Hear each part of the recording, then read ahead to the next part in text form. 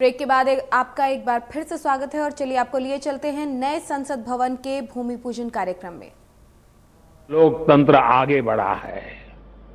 गुरु नानक देव जी ने, और बड़ी सटीक बात कही है, गुरु नानक देव जी ने भी कहा है, जब लग दुनिया रही है नानक, जब लग दुनिया रही है नानक, किछु सुनिए किछु कहिए। यानी जब तक संसार रहे तब तक संवाद चलते रहना चाहिए। कुछ कहना और कुछ सुनना, यही तो संवाद का प्राण है, यही लोकतंत्र की आत्मा है। पॉलिसीज में अंतर हो सकता है, पॉलिटिक्स में भिन्नता हो सकती है, लेकिन हम पब्लिक की सेवा के लिए हैं। इस अंतिम लक्ष्य में कोई मतभेद नहीं होना चाहिए। वाद संवाद संसद के भीतर हो या संसद के बाहर, राष्ट्र सेवा का संकल्प, राष्ट्रहित के प्रति समर्पण लगातार झलकना चाहिए। और इसलिए आज जब नए संसद भवन का निर्माण शुरू हो रहा है, तो हमें याद रखना है कि वो लोकतंत्र जो संसद भवन के अस्तित्व का आधार है, उसके प्रति आशावाद को जगाए रखना हम सभी का दायित्व है। हमें हमेशा याद रखना है कि संसद पहुंचा हर प्रतिनिधि जवाबदेह है। ये जवाबदेही जनता के प्रति भी है और संविधान के प्रति भी है। हमारा हर फैसला राष्ट्र प्रथम, नेशन फर्स्ट, इसकी भावना से ही होना चाहिए। हमारे हर फैसले में राष्ट्रहित सर्वोपरि रहना चाहिए। राष्ट्रीय संकल्पों की सिद्धि के लिए हम एक स्वर में, एक आवाज में खड़े हो, ये बहुत जरूरी है। साथियों, हमारे यहां जब मंदिर के भवन का निर्माण होता है, तो शुरू में उसका आधार सिर्फ ईंट पत्थर ही होता है। कारीगर, शिल्पकार सभी के परिश्रम से मंदिर के भवन का निर्माण पूरा होता है। लेकिन वो भवन एक मंदिर तब बनता है, उसमें पूर्णता तब आती है जब उसमें प्राण प्रतिष्ठा होती है। प्राण प्रतिष्ठा होने तक वो सिर्फ एक इमारत ही रहता है। साथियों, नया संसद भवन भी बनकर तो तैयार हो जाएगा, लेकिन वो तब तक एक इमारत ही रहेगा जब तक उसकी प्राण प्रतिष्ठा नहीं होगी। लेकिन ये प्राण प्रतिष्ठा किसी एक मूर्ति की नहीं होगी। लोकतंत्र के इस मंदिर में इसका कोई विधा विधान भी नहीं है, विधि विधान भी नहीं है।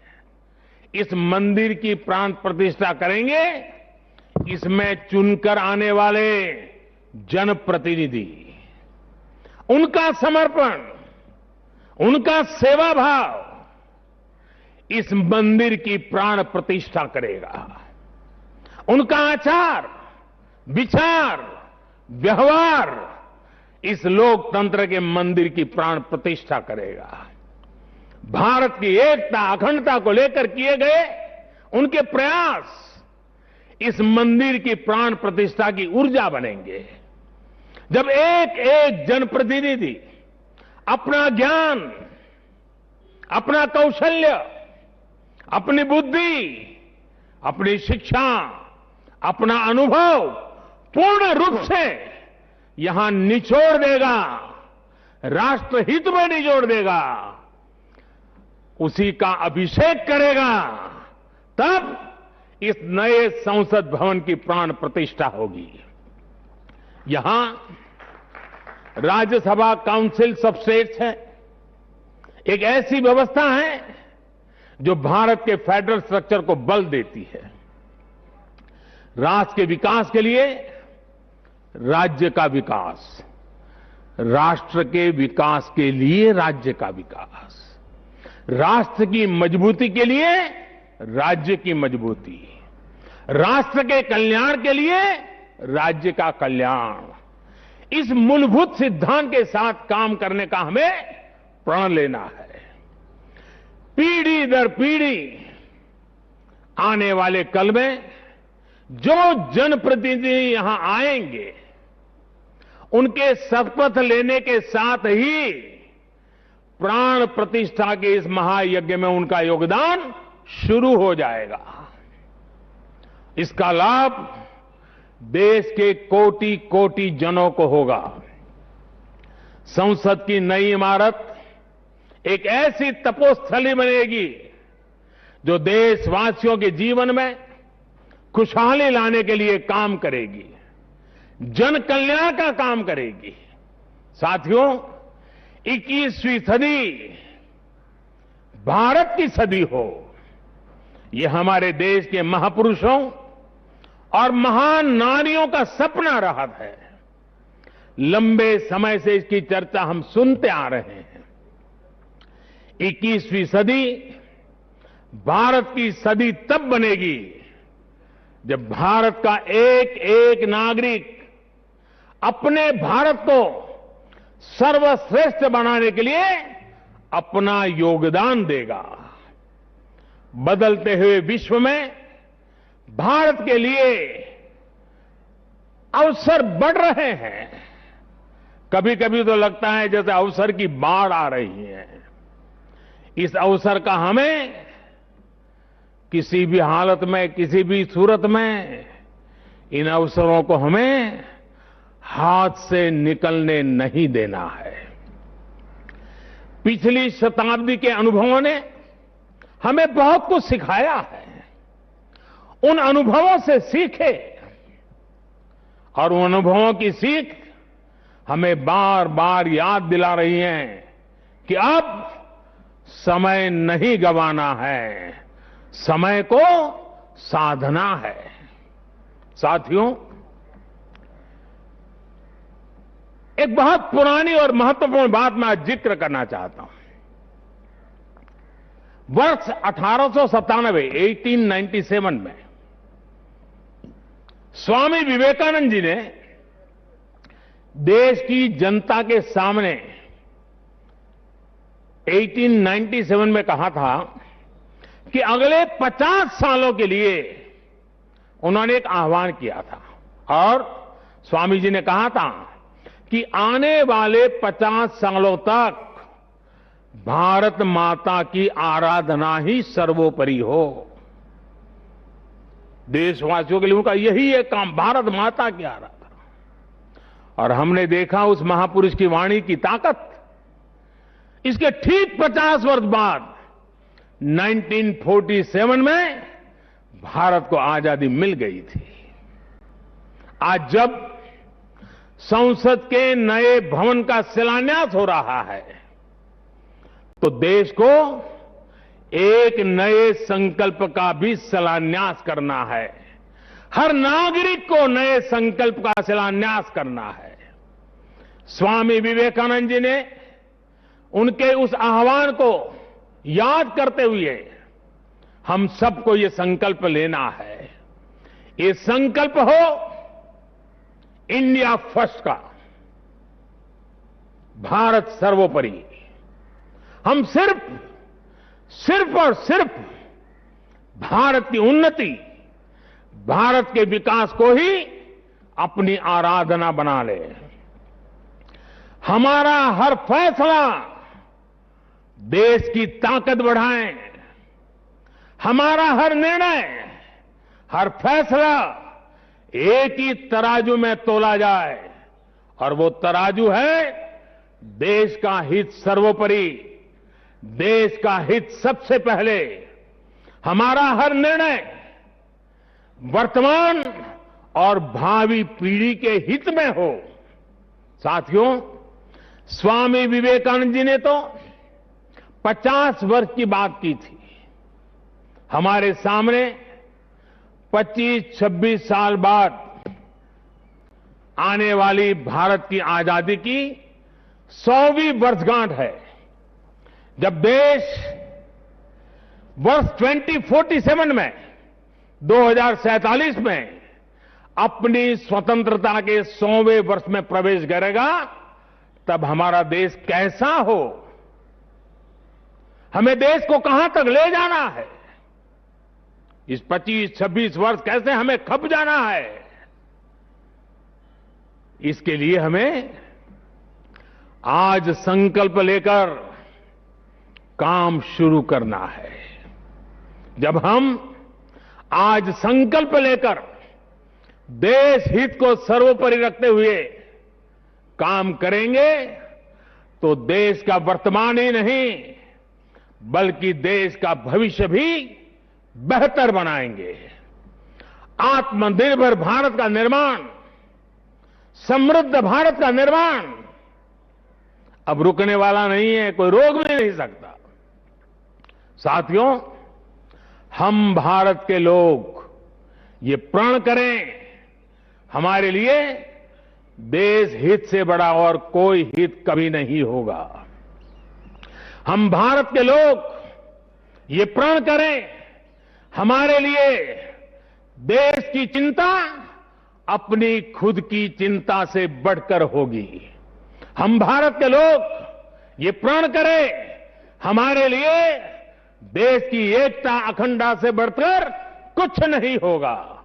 हम भारत के लोग ये प्रण करें, हमारे लिए देश के संविधान की मान मर्यादा और उसकी अपेक्षाओं की पूर्ति जीवन का सबसे बड़ा ध्येय होगी। हमें गुरुदेव रविन्द्रनाथ टैगोर की ये भावना हमेशा याद रखनी है। और गुरुदेव रविन्द्रनाथ टैगोर की भावना क्या थी?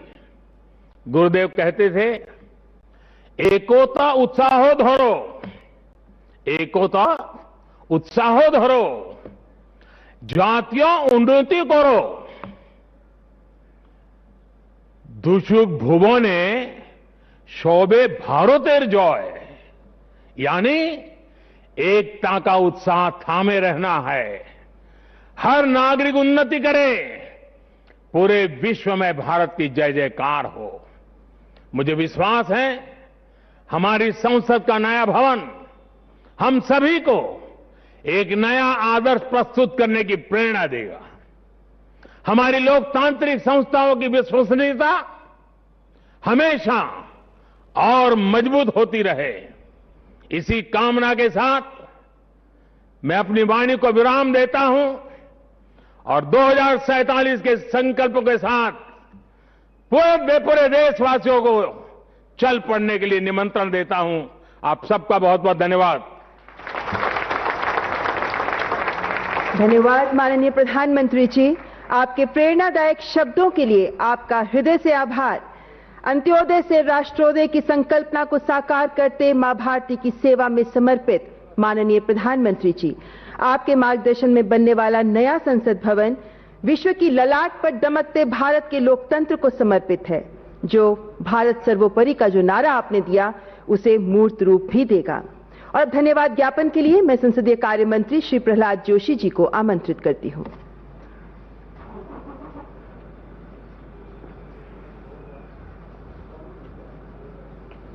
सभी का नमस्कार।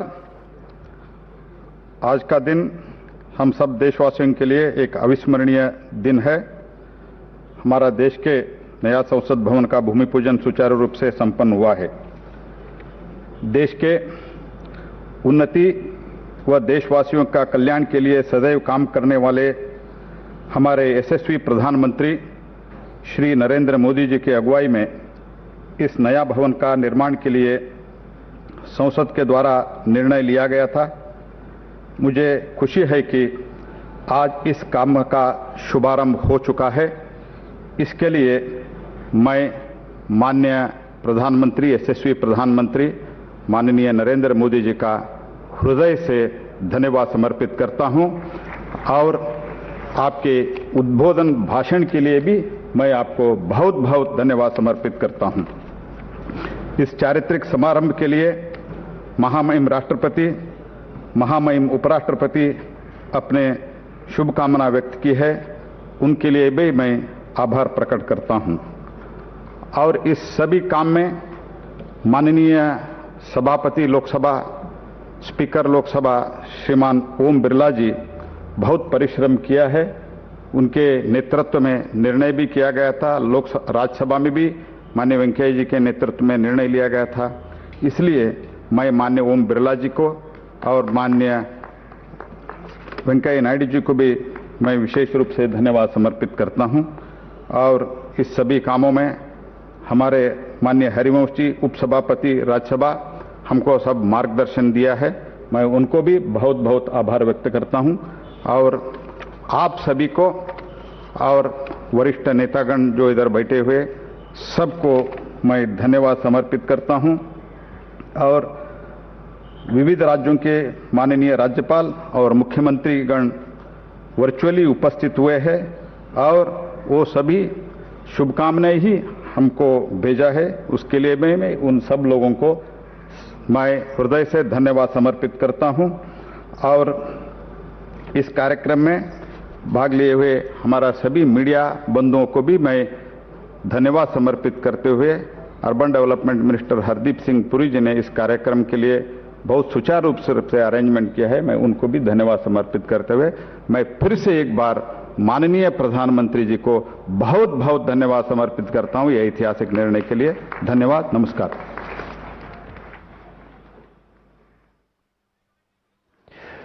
भारत के नए संसद भवन का शिलान्यास प्रधानमंत्री जी के कर कमलों द्वारा किया गया। नए भवन के माध्यम से देश की लोकतांत्रिक धरोहर और सांस्कृतिक विविधता प्रदर्शित होगी। माननीय प्रधानमंत्री ने लोकतंत्र में पुरातन और नूतन के सह अस्तित्व पर बल दिया। उन्होंने कहा कि अगर पुराने संसद भवन ने स्वतंत्रता के बाद भारत को दिशा दी तो नया भवन आत्मनिर्भर भारत के निर्माण का गवाह बनेगा। पुराने संसद भवन में देश की आवश्यकताओं की पूर्ति के लिए कार्य हुआ तो नया भवन 21वीं सदी के भारत की आकांक्षाओं को पूरा करेगा। माननीय प्रधानमंत्री इस समय बातचीत करते हुए साथ में गरिमामयी उपस्थिति Shri Om Birla, speaker Lok Sabha, Shri Harivansh Singh, deputy chairman Rajya Sabha. आशा है भारत की आजादी के 75 साल पूरा होने पर सन 2022 में संसद का सत्र नए भवन में आयोजित होगा। दोनों भवन एक दूसरे के पूरक के रूप में कार्य करेंगे और पूरे निर्माण कार्य में मौजूदा भवन की ऐतिहासिक धरोहर के संरक्षण का भी पूरा ध्यान रखा जाए। So that was Prime Minister Narendra Modi inaugurating, laying the foundation stone of the new Parliament building in New Delhi. This building is to come up by the 15th August 2022 when India completes 75 years of its independence. Speaking at the occasion, the Prime Minister said that it is a milestone in our democratic history. He said that the Parliament, the present Parliament building has witnessed